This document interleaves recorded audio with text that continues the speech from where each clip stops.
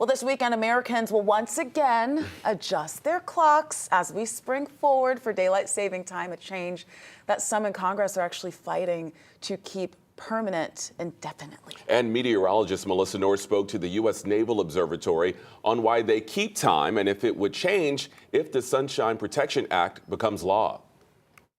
The origins of daylight saving time dates back to World War I.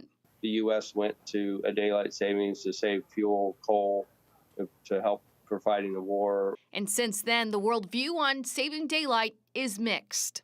About a third of the globe uses a daylight shift. It's maybe summertime, they call it. Warren Walls and Jay Hansen are precise time experts with the U.S. Naval Observatory, in charge of keeping time straight across the country.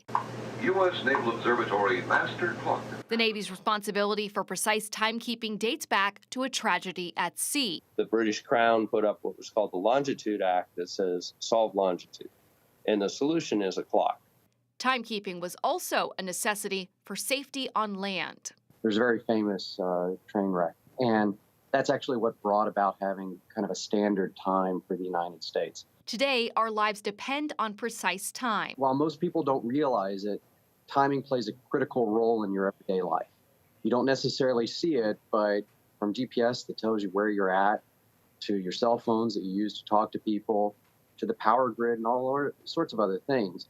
This weekend, your phones will shift forward automatically Sunday morning.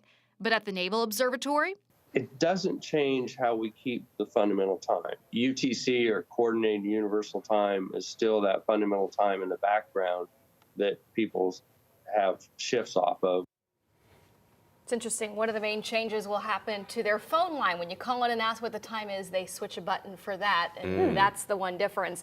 Now, in the state of Georgia, though, this Sunshine Protection Act they're trying to pass in Congress right now, Georgia passed its own law in 2021, but because there's this federal law from the Uniform Time Act from 1966, that prevents it from becoming a reality. So we'll see if that makes it through Congress, but in the meantime, our bodies don't like the change, especially young kids, but at least the sunsets. I think you get used to it after a few weeks, though, but those first couple weeks are really hard. Young kids plus a few decades right here. I do not like it. Yes. Maybe we could shift like by 10 minutes each day. That would be better.